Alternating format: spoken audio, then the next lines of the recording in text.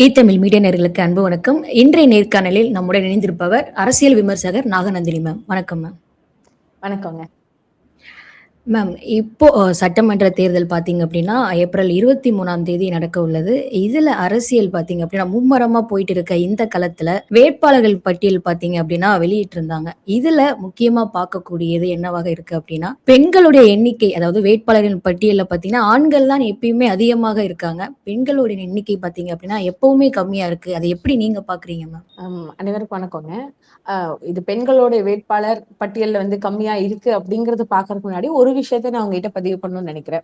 அதாவது உள்ளாட்சி தேர்தல்ல பெண்கள் களத்துக்கு வரணும் அப்படின்னு சொல்லி முதல்ல உள்ளாட்சி தேர்தல்ல 33% இடஒதுக்கீடு கொடுத்தவர் முத்தமிழர்னே டாக்டர் கலைஞர் ஐயா அவர்கள்.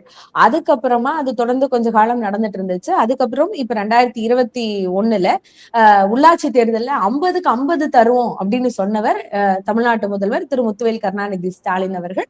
சொன்ன மாதிரியே 11 மேயர், 245 பிரசிடென்ட், அடுத்தது 68 சேர்மேன்களை ஃபுல்லா பெண்களா அப்படி உட்கார வச்சு அழகு பார்த்தவர் தான் தலைவர் ஸ்டாலின் அவர்கள்.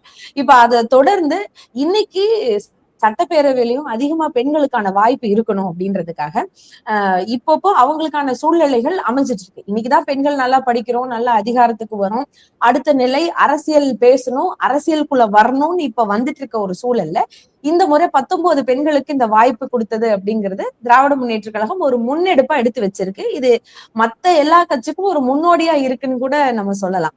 ஏன்னா நீங்க இப்படி யோசிச்சு பார்க்கணும். கிட்டத்தட்ட 2024 அதுக்கு முன்னாடியும் கூட மேல இருக்கக்கூடிய ஒன்றிய அரசு, பாஜக அரசு சொல்லிட்டே இருந்துச்சு, நாங்க 33% கொண்டு வருவோம்னு. ஆனா அவங்க இன்ன வரைக்கும் கொண்டு வரேன் தான் சொல்லிட்டு இருக்காங்க. கொண்டு வர்றதுக்கு தயங்கி பயந்து இருக்கும் போது பயப்படுறாங்களா, தயங்குறாங்களா, இல்ல அவங்களுக்கு ஒரு பெரும்பான்மை போகும்னு நினைக்கிறாங்களா, அது ஒரு பக்கம் விமர்சனங்கள் இருந்தாலும், ஆனா அதெல்லாம் பத்தி யோசிக்காம இன்னைக்கு பெண்கள் எடுத்தோடனே களத்துக்கு எப்படி கையாளணும் அப்படிங்கிற விஷயத்த முன்னெடுத்து அதற்கான உள்ளாட்சியிலே வாய்ப்பு கொடுத்ததும் இந்த திமுக அரசு தான். இன்னைக்கு அதே மாதிரி இருக்கிற மத்த கட்சிகளை கம்பேர் பண்ணும்போது அதிக பெரும்பான்மையா இன்னைக்கு 19 கேண்டிடேட்ஸ் ஃபீமேல் கேண்டிடேட்ஸ் அறிவிச்சிருக்காங்க அப்படின்னா அதுவும் ரொம்ப வெல் குவாலிஃபைடா ஒவ்வொன்றும் பார்த்து அவங்களோட கலப்பணி இதை எல்லாத்தையும் யோசிச்சு அறிவிச்சது திராவிட முன்னேற்ற கழகம் தான் அப்படின்னு நான் பாக்குறேன். சோ கொஞ்சம் கொஞ்சமா அடுத்தடுத்து உயர்நிலைக்கு தான் பெண்களுடைய வாய்ப்பு போய்கிட்டு இருக்கே தவிர அது கம்மி ஆகல. அடுத்தடுத்த ஸ்டேஜுக்கு நம்ம வந்துட்டு இருக்கோம். அந்த வாய்ப்புகள் இப்பதான் கிடைக்க ஆரம்பிச்சிருக்கு. இப்போ படிக்கிறதுக்கான வாய்ப்பு பெண்களுக்கு கிடைச்ச போது உடனே அத்தனை பேரும் படிக்கிற முடியல, அதுக்கான விழிப்புணர்வு தேவைப்பட்டுச்சு. இன்னுமே நிறைய பெண்களுக்கு பயம் இருக்கலாம், நிறைய கம்பெனிஸ்ல வேலை செய்யலாம், நிறைய ஹையர் அத்தாரிட்டியா இருக்கலாம், இருந்தாலும் அரசியல் களம் எப்படி இருக்கும், எப்படி ஹேண்டில் பண்ணணும் அப்படிங்கிற அச்ச உணர்வு பெண்களுக்கு கூட ஒரு சில டைம் வரலாம். அது களத்துக்கு பார்க்கும்போது தானே அவங்களுக்கு புரியும். இன்னைக்கு வெல்லும் தமிழ் பெண்கள் அப்படின்னு சொல்லி இதுவரைக்கும் கட்சி கூட்டம் இல்ல கட்சிக்கான அந்த பாசறைகள் அப்படின்னு எல்லாம் பேசப்படும் போது ஆண்கள் இல்லைன்னா ஆண்களோட பெண்கள் இல்ல மாணவர் படை அப்படின்னு தான் இருந்துச்சு. ஆனா பெண்களுக்குன்னே தனி ஒரு மாநாட்டை 1921 தந்தை பெரியார் ஆரம்பிச்சார் அப்படின்னா அதுக்கப்புறமா இன்னைக்கு வெல்லும் தமிழ் பெண்கள்னு சொல்லக்கூடிய அளவுக்கு திராவிட முன்னேற்ற கழகம் முன்னெடுத்த இந்த மாநாடு தான் மிகப்பெரிய ஒரு வெற்றியை களத்துல காமிச்சிருக்கு. அப்படின்னா அதனுடைய முன்னெடுப்பா தான் இன்னைக்கு வேட்பாளர்களை அறிவிச்சிருக்கிறாங்க அப்படின்ற ஒரு ஆஸ்பெக்ட்ல தான் நம்ம பார்க்கணும். வாய்ப்புகள் இனிமேல் அதிகமாகுங்கிறதுல எந்த மாற்று கருத்தும் இல்லை அப்படிங்கிறது தான் விஷயமா இருக்கு. Okay ma'am. ஆனா அது பெண்கள் உள்ள வர்றதுக்கு பயந்துட்டு அவங்க வரமாட்றாங்களா? இல்ல அவங்கள யாரும் வர விட மாட்றாங்கன்னு நினைக்கிறீங்களா? ஒரு நிமிஷம் யோசிச்சு பாருங்களேன். இப்போ என்னையும் உங்களையும் கேட்போன்னு வைங்க, நீங்க என்னமா அரசியல் வர்றதுக்கு பயப்படுறீங்களா, நம்ம கேஷுவலா சொல்லிட்டு போயிடுவோம். அப்படியெல்லாம் இல்லையே, எங்களுக்கான வாய்ப்பு கொடுக்க சொல்லுங்க, நாங்க நின்று எங்களோட வேலையை செஞ்சு காமிக்கிறோம் அப்படின்னு நம்மளால சொல்ற அளவுக்கு நம்மளுக்கு தைரியம் இருக்கு. ஏன்னா நம்ம வளர்ந்த சூழல் அப்படி இல்லைங்களா. ஆனா இது எல்லா தரப்பு பெண்கள் கிட்டையும் அதை போய் சேருதா, இல்ல எல்லாத்துக்கிட்டையும் அது அச்சீவ் ஆயிடுச்சா, இல்ல இப்ப எங்க ஊர் நகராட்சியில இருக்கிறோம், இப்ப இங்கே இந்த ஒன்றியத்திலயோ பேரூராட்சியிலயோ போய் பார்க்கும்போது இன்னும் பெண்கள் வெளியே வர வேண்டியது இருக்கு. அவங்களுடைய குடும்ப சூழலையும் நம்ம பார்க்கணும். அதை தாண்டி அவங்க வளர்ந்த அந்த சமூகம் அது எப்படி இருக்குன்னு பார்க்கணும். இதெல்லாம் ஃபேஸ் பண்ணிதான் ஒரு பெண் தைரியமா வெளியே வர முடியும். அதுதான் இதுல ஃபர்ஸ்ட் ப்ரையாரிட்டி. அதுக்குன்னு உடனே பெண்கள் பயப்படுறாங்கன்ட்டு எல்லாம் இல்ல. ஒரு கை பார்த்துட்டா எதா இருந்தாலும் பாத்துருவோம் அப்படிங்கிற அந்த தெம்பு நம்மளுக்கு இருக்கு. அப்படி இல்லாமையா பின்ன இன்னைக்கு முதல்வர் சொல்லியிருக்காரு, நம்ம இன்னைக்கு ஜெயிச்சு மீண்டும் திராவிட மாடல் ஆட்சிக்கு வரணும்னா கூட அது பெண்கள் கையில தான் இருக்கு அப்படிங்கிறத சொல்லியிருக்காங்க. இன்னைக்கு வாக்காளர் பட்டியல் எடுத்து பாத்தீங்கன்னாலும் அதிக வாக்காளர்கள் பெண் வாக்காளர்களா தான் இருக்கிறாங்க. அது விஷயம் கிடையாது. அதை தாண்டி இது வந்து இந்த களம் புதுசா இருக்கு, இப்பதான் வெளியே வர ஆரம்பிச்சிருக்கோம் பெண்கள், இந்த இடத்துக்கும் தைரியமா வரும். இன்னொன்னு நீங்க சொல்ற மாதிரி எதிர்ப்பு தடுக்கணும்னு நினைக்கிறது அரசியல மட்டும் இல்லைங்க, எல்லா இடத்துலயும் இருக்கும். பெண்கள் மேல வரணும்னா எல்லா இடத்துலயும் அந்த போட்டி, அந்த அடக்குமுறைங்கிறது இருந்துட்டுதான் இருக்கும். அதையெல்லாம் மீறி வர்றது வந்து மனிதர்களுடைய இயல்பு. அது ஆண் பெண்ணுன்னு பார்க்கணும்னு கூட இல்ல, பட் டாமினேஷன் இருந்துட்டுதான் இருக்கும். பட் அதை தாண்டி மேல வரணும் தான். அதுக்கு பெண்கள் இன்னும், இப்ப ஆண்கள் வந்து 100% போராடுறாங்கன்னா பெண்கள் ஒரு 110% போராடிதான் மேல வரணும். அதுலயும் மாற்று கருத்து இல்லை, ஆனா வருவாங்க. அதற்கான ஸ்பேஸ இன்னைக்கு கிடைச்சிருக்கான்னு நம்ம பார்த்தா ஆமா கிடைச்சிருக்கு. ஆனா இனி அடுத்தடுத்த லெவலுக்கு நம்ம தான் இனி நம்மள அப்கிரேட் பண்ணி மேல வந்துக்கணும்ன்ற ஒரு ஆஸ்பெக்டும் இருக்கு. அதுதான். ஓகே. இப்ப இருக்கக்கூடிய பெண்கள் வேட்பாளர்கள் பார்த்தீங்க அப்படின்னா, என்ன மாரி சவால்கள்லாம் எதிர்கொள்வாங்கன்னு நீங்க நினைக்கிறீங்க மேம்? இப்ப வந்து ஆல்ரெடி களத்துல இருந்துட்டு இப்ப உள்ள வந்தவங்க, அவங்களுக்கு ஓரளவுக்கு சூழ்நிலை புரிஞ்சிருக்கும். பட் இப்ப புதுசா உள்ள வர்றவங்க அப்படிங்கிறது, ஆனா பெண்களை பொறுத்த மட்டும் ஒரு உதாரணம் சொல்லிட்டு இதை சொல்லணும்னு நினைக்கிறேங்க. என்னைக்குமே பெண்கள் எதுக்கும் பயப்பட மாட்டாங்கன்றதுக்கு ஒரே எக்ஸாம்பிள் என்ன தெரியுமா? நம்ம தான் கல்யாணம் ஆகி பிறந்த வீட்டுல இருந்து புகுந்த வீட்டுக்கு போறோம். அங்க போகும்போது களம் புதுசாதான் இருக்கும். யாரு எப்படி இருப்பாங்கன்னு சொல்ல முடியாது. ஒரு மாசம் பயமா இருக்கும், 2வது மாசம் செய்ய தயக்கம் இருக்கும், 3வது மாசம் செய்யலாமா வேண்டாமான்ற அந்த யோசனைகள் இருக்கும். அதே ஒரு வருஷத்துல அண்டர் கண்ட்ரோல் அப்படின்ற மாதிரி பெண்களும் அவங்களுடைய களத்தை வந்து ரொம்ப அழகா தயார்படுத்திக்குவாங்க. ஆனா இப்ப வெளியே வரும்போது கொஞ்சம் பேச தயக்கப்படலாம். ஒரு ஒரு கூட்டமா சில ஒரு ஆண்கள் ஒரு குரூப்பா இருக்கும்போது அவங்களோட இணைஞ்சு போறதுக்கு கொஞ்சம் தயக்கம் காமிக்கலாம். சோ இதெல்லாம் கொஞ்சம் பழகணும், அந்த சூழ்நிலை வந்து அவங்களுக்கு சரியா அமைக்கணும். பட் களத்துல இருக்கக்கூடிய சக அந்த அரசியல்ல பயணிக்கக்கூடிய அந்த சக சகோதரர்கள் எல்லாம் வந்து அதுக்கான வாய்ப்புகளை கொடுத்தாங்கன்னா அதுவும் கூடி பெருசா ஃபேஸ் பண்ற அளவுக்கு இருக்காது. சோ அதையும் டேக்கிள் பண்ணி வெளியே வந்துருவாங்க. இன்னும் இப்ப புதுசா அதாவது பேசி பழக்கம் இல்லை, சில பெண்கள் அப்படித்தானே இருப்பாங்க, பேசி பழக்கம் இல்லை அப்படிங்கும்போது ஒரு சமுதாயத்துல திடீர்னு ஒரு கேள்விகள் வருதுன்னு வச்சுக்கோங்களேன், அதுக்கு ஆன்சர் பண்றதுக்கு கூட கொஞ்சம் யோசிக்கலாம். சோ இந்த மாதிரியான ஒரு சின்ன சின்ன தயக்கங்கள் அது புதுசா உள்ள வந்ததுக்காக இருக்குமே தவிர, மத்தபடி பெருசா ஒரு டாமினேட்டிங் ஒரு இது அப்படிங்கறதெல்லாம் இருக்காது.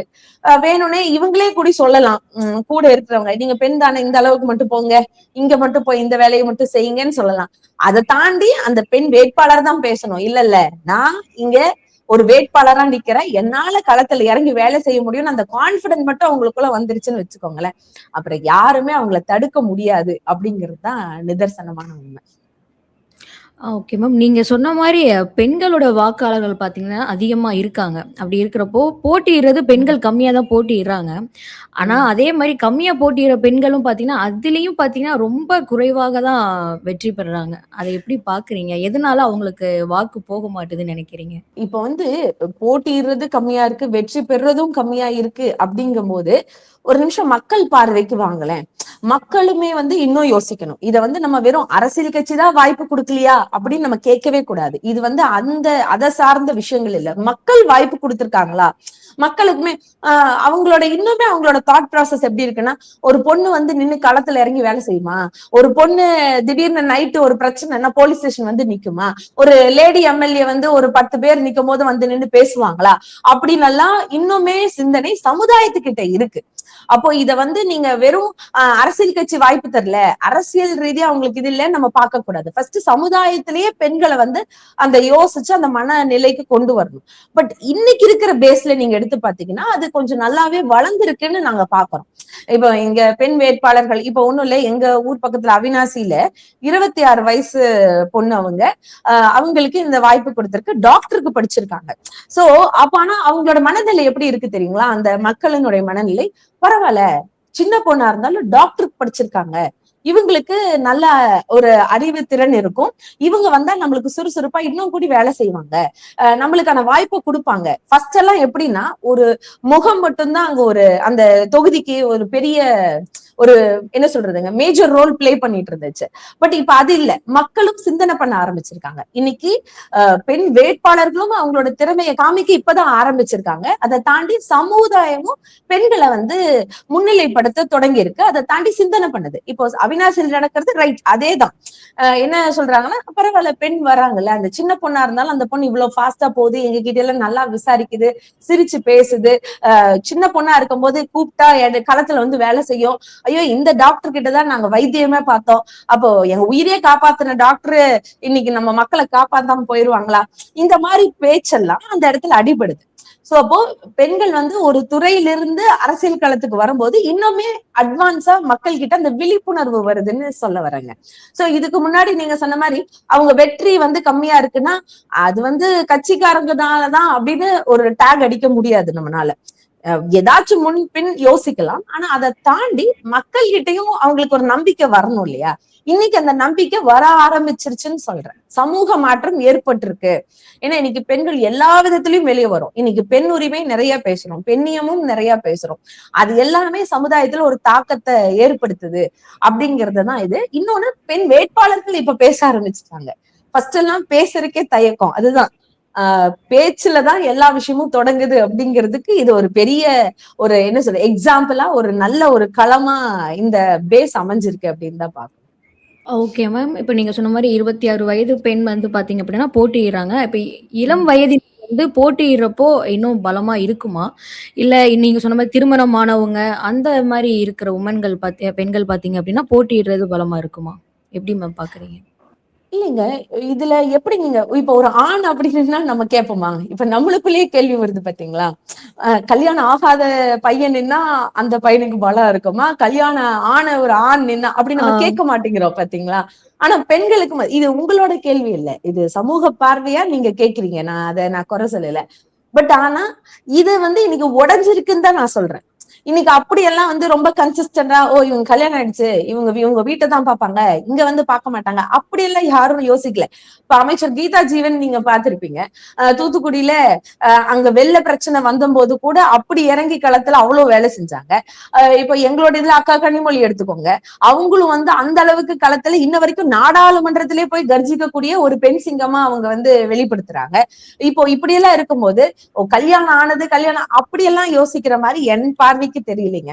ஆனா என்ன, கல்யாணமே ஆகலைன்னா கூட அவங்க யோசிக்கிறது என்னன்னா, யாரு இறங்கி வந்து மக்கள் கூட நிப்பா, ஒரு பிரச்சனைனா யாரு வருவா, ஒரு பெண்ணா இருந்தாலும் இவங்கனால அந்த அளவுக்கு போல்ட்னஸா வர முடியுமா, அந்த அளவுக்கு பேச முடியுமா அப்படின்னு எல்லாம் தான் யோசிக்கிறாங்க. அது இன்னைக்கு பெருவாரியான அளவுல வந்து அதிகப்பட்டிருக்கு அப்படின்னு நான் பாக்குறேன். இன்னொன்னு, இன்னைக்கு நிறைய ஐஏஎஸ் ஆபீசர்ஸ், இல்ல தாசில்தார், அப்புறம் ரெவென்யூ ஆபீசர்ஸ், இல்ல தாலுக் ஆபீசர்ஸ்ல எல்லா இடத்துலயும் பெண்கள் வந்து இன்னைக்கு சம பங்குல உட்கார்ந்துட்டு இருக்கிறதுனால நான் சொல்றேன், சமீபமா ஒரு 8-10 வருஷத்துக்குள்ள அதனுடைய ரேப் வந்து நல்லா இம்ப்ரூவ் ஆயிருக்குங்க. அப்போ அந்த இடத்துல எல்லாம் ஒரு பெண் அதிகாரிகள் உட்கார்ந்து பண்ணும்போது பார்க்கும்போது, ஏன் ஒரு பெண் வந்து ஒரு சட்டமன்ற உறுப்பினரா வரக்கூடாது, அவங்க வந்தா ஏன் செய்ய மாட்டாங்களா அப்படின்ற கேள்வியை இன்னைக்கு ஒரு படிக்காத ஒரு பாமரத்துல இருக்கக்கூடிய பெண்கள் கூட கேட்கிறாங்க. இன்னைக்கு எல்லாரும் எப்படி ஆயிடுச்சு அப்படின்னா, இப்ப நீங்க ஓட்டு கேட்கும் போதே போகும்போது நான் உங்களுடைய பிரஜையா நான் இங்க நிக்கிறேன், உங்களுடைய ஒரு பிரதிநிதித்துவத்தோட நான் இங்க நிக்கிறேன், ஒரு பெண்ணா நான் உங்களுடைய கஷ்டத்தை புரிஞ்சுக்குவேன்னு சொல்லும் போது அது மக்களுக்கு தெளிவு பெறுதுன்னு சொல்ல வரேன். அந்த கிராமங்கள்ல அது அது புரியுது. அவங்க அந்த இடத்துல நீ கல்யாணம் ஆயிட்டு ஊருக்கு போயிடுவியாமா, உன் வீட்டுக்கு போயிடுவியாமா, இங்கெல்லாம் பார்க்க மாட்டியாமா, அப்படி எல்லாம் யாரும் கேக்குற மாதிரி எல்லாம் இல்லைங்க. அந்த பஞ்சாங்கெல்லாம் மறைஞ்சு போச்சுன்னு தான் என்னோட ஆஸ்பெக்டுக்கு நான் சொல்லணும்னு நினைக்கிறேன். அதுதான். Okay ma'am. இப்ப அதே மாரி இப்ப ஆண்களுக்கு ஈக்குவலா பெண்களும் போட்டியிடுறாங்க அப்படின்னா, பெண்களுக்கு இன்னும் அதிகம் பலம் இருக்கும்னு நினைக்கிறீங்களா? இல்ல, பலம் இருக்கும்னு சொல்றதை விட நாங்க உங்களுக்கு எந்த வகையிலும் சளைத்தவர்கள் இல்லைன்னு காமிக்கிறதுக்கான ஒரு களமா இருக்குல்ல மேம். நீங்க அப்படி யோசிச்சு பாருங்களேன். இது வந்து நான் பெரிய ஆளா நீ பெரிய ஆளான்றது விஷயம் இல்ல. நீ மக்களுக்கு நல்லது செய்வேனா, ஆண்கள் நீங்க நல்லது செய்வீங்கன்னா பெண்கள் எங்கனாலையும் செய்ய முடியும். நீங்க மட்டும் தான் செய்ய முடியும்ன்ற அந்த அந்த ஒரு சித்தாந்தத்தை நாங்க மாத்துறோம், எங்கனாலையும் முடியும். ஒரு அதான் சொல்லுவாங்கல்ல ஃபர்ஸ்ட்ல இருந்தே, ஒரு வீட்டுல இருக்கக்கூடிய பெண் அத்தனை கஷ்டத்தையும் தாங்கி நிக்கிறா அப்படின்னு சொன்னா உண்மையாலுமே ஆண்களை விட பெண்களுக்கு ஒரு படி வலிமை ஜாஸ்தியா தான் இருக்கு. அதுல எந்த ஒரு மாற்று கருத்தும் இல்ல. ஓகே, பெண்களுக்கு வந்து அதிகாரம் பண்ண தெரியாது, பெண்களுக்கு ஒரு 10 பேருக்கு முன்னாடி பேச தெரியாது, பெண்கள் வந்து ஒரு பிரச்சனை வந்தோம்னா அந்த களத்துல நின்று அதை ஆர்கியூ பண்ணி அதை ஜெயிக்கிறதுக்கான திறன் கிடையாது அப்படின்னு எல்லாம் ஒரு ஒரு சாரார் ஒரு காலம் கட்டம் வரைக்கும் சொல்லிட்டு இருக்கும் போது, அதுக்குதான் முன்ன ஒரு உதாரணத்துக்கு நான் சொன்னேன். இன்னைக்கு ஐஏஎஸ் ஆபீசர்ஸ் எல்லாம் வந்து பார்க்கும்போது ரொம்ப, அதுவும் என்னையெல்லாம் இன்ஸ்பயர் பண்ண ஒரு லேடி அப்படின்னு சொன்னா இப்ப சமீபமா இருந்தாங்களா Uma madam, I think Namakkal சைடுன்னு நினைக்கிறேன். அவங்க அவ்வளோ பிரேவா ஒரு ஐஏஎஸ் ஆபீசர், ஆக்சுவலி அவங்க டாக்டரா இருந்தவங்க, அந்த டாக்டர் பட்டத்தின் மூலமாக அவங்க கிடைச்ச அந்த கிரெடிட் மூலமாக அது ஐஏஎஸ் ஆபீசரா வர்றாங்க. அவங்க அந்த ஒரு டாக்டருக்கு படிச்ச ஒரு மேடம், ஒரு அம்மா ஒரு ஐஏஎஸ் ஆபீசர் ஆகணும்னா அந்த தோரணையை மாத்துறாங்களே. டாக்டர்னா எவ்வளவு ஒரு சாந்தமா, எவ்வளவு ஒரு பணிவா, எவ்வளவு ஒரு கைண்ட்னஸோட பேசணும். பட் அவங்க வந்து ஒரு கண்டுபிடிப்பை கண்டுபிடிக்கிறாங்க, பிக்மி நம்பர்னு. அதை வந்து தேசிய அளவுல பாராட்டு கிடைக்குது. அந்த பாராட்டுக்காக அவருக்கு ஐஏஎஸ் ஆபீசர் கேடர் ரேங்கிங் வந்து அவங்களுக்கு வருது. சோ நான் டாக்டரா இருந்தா குறிப்பிட்ட மக்களை தான் நான் பாத்துக்க முடியும், ஒரு ஐஏஎஸ் ஆபீசர் ஆனா நான் ஒரு ரோல் மாடலா வருவேன்னு சொல்லி உடனடியா அந்த கேரக்டரிஸ்டிக்ஸ மாத்திட்டு இன்னைக்கு உமா மேடம் வந்து ஐஏஎஸ் ஆபீசர் ரேஞ்சிங்க்கு வராங்க இல்லையா. அந்த நாமக்கல் டிஸ்ட்ரிக்டே அவங்க ஒரு கலக்குனாங்கன்னு சொல்லலாம். சோ அந்த மாதிரி சட்டமன்ற உறுப்பினரும் அப்படிதான். அவங்களுக்கு இருக்கிற திறன் அது, அதை வெளிப்படுத்துறதுக்கான பிளாட்ஃபார்ம் கரெக்டா கிடைச்சா போதும். இன்னைக்கு அந்த பிளாட்ஃபார்ம் வந்து நிறைய கிடைக்க ஆரம்பிச்சிருக்கு. பெண்களும் அதனுடைய திறனை வளர்த்துட்டு அந்த இடத்துல நிக்கிறாங்கன்றத இன்னைக்கு ஸ்பெசிஃபையா நம்ம பார்க்கணும். Okay ma'am. இந்த 4 முனை போட்டியில பாத்தீங்க அப்படின்னா பெண்கள் எல்லா கட்சியும் 4 முனையிலும் நிக்கிறாங்க. இதுல எந்த கட்சியில பாத்தீங்கன்னா பெண்கள் வந்து அதிகம் வாக்கு பெற்று வெற்றி பெறுவார் நினைக்கிறீங்க மேம்? அப்கோர்ஸ் டிஎம்கே தான், இதுல மாற்றுக்கிறதே இல்ல. நான் வந்து நீங்க டிஎம்கே ஃபேவருங்க அதனால நீங்க இப்படி சொல்றீங்க அப்படின்னு சொல்லலாம். இன்னைக்கு சில கட்சிகள் சொல்றாங்க இல்லையா, நாங்க பாதிக்கு பாதி பெண்களை கொடுத்திருக்கோம். என்டிகே கட்சி பாத்தீங்கன்னா 117 பேர் நிக்க வைக்கிறாங்க பெண்கள். அதுதான் நான் சொல்ல வந்தேன், பாதிக்கு பாதி பெண்கள் கொடுத்திருக்கோம்னு. இங்க இன்னொன்னு புரிஞ்சுக்கோங்க, எப்பவுமே ஒரு டேக்லைன் போடாதீங்கன்னு சொல்றோம் நாங்க. ஏன்னா இதை நாங்க கொடுத்திருக்கோம், இதை நீங்க பண்ணுங்க, இதை நாங்க என்ன செஞ்சீங்கன்னு மக்கள் கேட்பாங்க.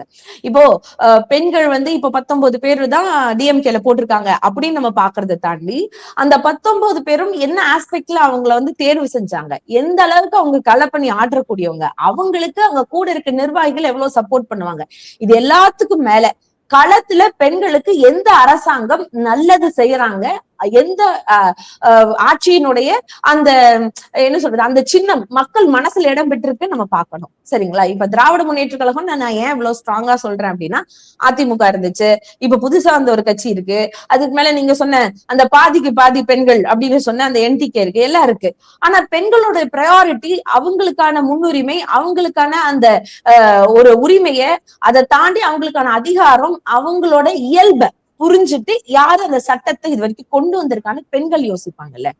இப்போ ஒரு உதாரணத்துக்கு சொல்றேன், எல்லாருமே ஃபர்ஸ்ட் எடுத்தோடனே சொல்றது இந்த உரிமை தொகை, இந்த 1000 ரூபாய் என்ன நடக்கும் அப்படின்னு மட்டும் தானே எல்லாரும் கேட்டீங்க. ஆனா ஒரு 1000 ரூபாய் எவ்வளவு பெரிய விஷயத்த மாத்திருக்குன்னா, ஒண்ணும் இல்லப்பா, நாங்க இப்ப இருக்கிறது மேட்டுப்பாளையம் சட்டமன்ற தொகுதி. இப்ப இதுல வந்து ஒரு ஊராட்சிக்குள்ள நீங்க போனீங்கன்னா 1000 ரூபாய் வருது அங்க வர பெண்களுக்கு. அவ்வளவு அழகா எங்க அந்த கீரைக்காரமா, அந்த கீரை வைக்கிற அந்த பாட்டி பாத்தீங்கன்னா, அந்த 1000 ரூபாய் வச்சு என்ன பண்ற பாட்டி அப்படின்னு கேட்டா, நான் என்னத்த பண்ணேன், பாரு கடையில போய் மளிகை சாமான வாங்குவேன், அதுக்கு மேல இந்த ஏதாச்சும் இந்த பேர குழந்தைங்க எல்லாம் வந்தா அவங்க வாங்குறதுக்கு கொஞ்சம் பைசாவை கொடுப்பேன், அதுக்கு மேல பாரு இந்த கரண்ட் பில்லு கட்டுறதுக்கு கூட எனக்கு வந்து யூஸ் ஆகுது, ஏன்னா அவங்க சின்ன ஒரு பெட்டி கடை தான் வச்சிருக்கேன் அந்த பாட்டி, கரண்ட் பில் கட்டுறதுக்கு எனக்கு கொஞ்சம் யூஸ் ஆகுது, அதுக்கு மேல இந்த ஏதாச்சும் நான் வெளியே போக வர்றதுக்கு ஏதாவது நிகழ்ச்சிக்கெல்லாம் போனா மொய் வைக்கெல்லாம் பயன்படும் அப்படின்னு சொல்லும் போது அந்த 1000 ரூபாய் ஒரு பாட்டிக்கு ஒரு பலத்தை சேர்த்திருக்கு. அதை தாண்டி அந்த பணம் அந்த ஏரியாக்குள்ளதான் எங்க புழக்கத்துல இருக்கு. இதன் மூலமாக ஒரு பொருளாதார வளர்ச்சியும் வந்திருக்குல்ல. இன்னொரு அம்மா சொல்றாங்க, என்னால அடுத்த மாசம் தைரியமா தேவைப்பட்டுச்சுன்னா ஒரு சின்ன தொகை என்னால கடன் வாங்கிக்க முடியும், ஏன்னா அடுத்த மாசம் எனக்கு இந்த 1000 ரூபாய் வருங்கிற நம்பிக்கை இருக்கு.